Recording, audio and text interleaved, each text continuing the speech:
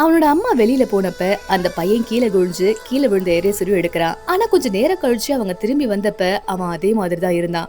அப்பதான் தன்னோட பையனுக்கு ஏதோ தப்பா இருக்கு அப்படின்ற மாதிரி அந்த அம்மாக்கும் புரியுது. அவன் ஸ்கூல்ல வாட்டர் பாட்டில் முழுக்க மண்ணும் சகதியமும் இருந்துச்சு. எப்பவுமே ஒரு கால் செருப்பியும் மிஸ் பண்ணிடுறான். ஏன்னே தெரியல, ஆனா அவனே அவனோட முடிய அப்பப்ப கட் பண்ணிப்பான். ஒரு நாள் இந்த பையன் திடீர்னு அவங்க அம்மா கிட்ட ஒரு நாள் விசித்திரமான கேள்வியும் கேக்குறான். ஒரு பன்னியோட மூலிய மனுஷனுக்கு மாத்தி வச்சா அவன் பன்னியா இல்ல மனுஷனாமா அப்படின்ற மாதிரி கேக்குறான். இத கேட்டு அவங்க அம்மா ரொம்பவே பயந்து போறாங்க.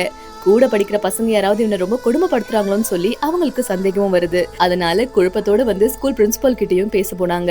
ஆனா அப்ப கூட பிரின்சிபல் இவங்கள பெருசா கவனிக்காம அதெல்லாம் ஒண்ணும் இல்லையே அப்படின்ற மாதிரி மன்னிப்பும் கேக்குறாங்க. அந்த ஸ்கூலோட நிர்வாகம் மேல அவங்க அம்மாக்கு இன்னும் சந்தேகமும் அதிகமாச்சு.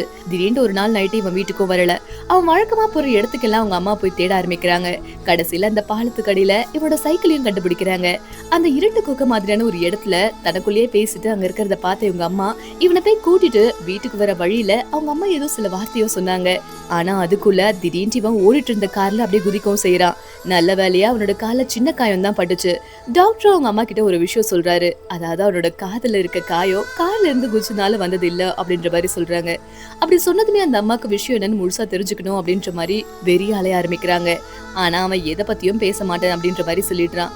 என் மூளை ஒரு பன்னியோட மூளையா மாறிடுச்சு அப்படின்ற மாதிரி தான் சொல்றான். இந்த விஷயத்த உனக்கு யார் சொன்னாங்க அப்படின்ற மாதிரி அவங்க அம்மா கேக்குறாங்க. அவங்க அம்மா திரும்ப திரும்ப இந்த கேள்வி கேட்டதுனால அவனோட ஸ்கூல் டீச்சர் தான் இதை சொன்னாங்க அப்படின்ற மாதிரியும் சொல்றான். அதனால அந்த அம்மா மறுபடியும் ஸ்கூலுக்கும் போறாங்க. ஸ்கூல்ல இருக்கிறவங்க மனசே இல்லாம அவங்களோட தப்பையும் ஒத்துக்கிறாங்க. அந்த டீச்சர் தன்னை காப்பாத்திக்க ஒரு வார்த்தை கூட பேசல. ரொம்ப கோவமா அந்த அம்மா அந்த ஸ்கூல் மேல கேஸையும் போட ஆரம்பிக்கிறாங்க. நியூஸ் பேப்பர்ல இந்த விஷயம் ரொம்ப பெருசா வளர ஆரம்பிக்குது. மக்களோட நெருக்கடி அதிகமானதுனால அந்த டீச்சர் மன்னிப்பு கேட்டு வேலையை விட்டு நின்னுடுறாங்க.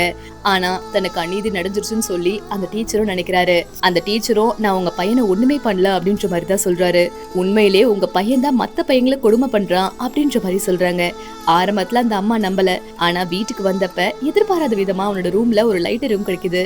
அப்பதான் அவங்களுக்கு கொஞ்சம் கொஞ்சமா சந்தேகமும் வர ஆரம்பிக்குது. தன்னோட பையன் கிட்ட ஏதோ தப்பு இருக்கு அப்படின்ற மாதிரி நினைக்கிறாங்க. ஒரு விதமான சிச்சுவேஷன்னால இந்த பையனும் ஒரு மாதிரி டிப்ரெஷனான ஸ்டேஜ்ல போயிட்டனால தனக்குள்ள பேசிக்கிட்டு அந்த பையனே ஒரு மாதிரி ஆயிடுறான். அந்த டீச்சர் மேலயும் தப்பு இல்ல, இந்த பையன் மேலயும் தப்பு இல்ல அப்படின்ற மாதிரிதான் இந்த கதையும் மூவ் ஆகும். ஒரு நாணயத்துக்கு ரெண்டு பக்கம் இருக்கிற மாதிரி ஒவ்வொரு பிரச்சனைக்கும் ரெண்டு பக்கமும் இருக்கும். மத்தவங்க சொல்றது மட்டும் கேட்டு நம்ம ஒரு முடிவுக்கு வந்தா அது அப்படியே ஒரு நிரபராதியோட வாழ்க்கையை அழிச்சிடும்.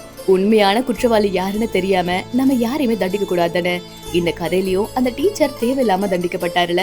உங்களுக்கு இந்த வீடியோ பிடிச்சிருந்தா மறக்காம லைக் அண்ட் சப்ஸ்கிரைப் பண்ணிக்கோங்க.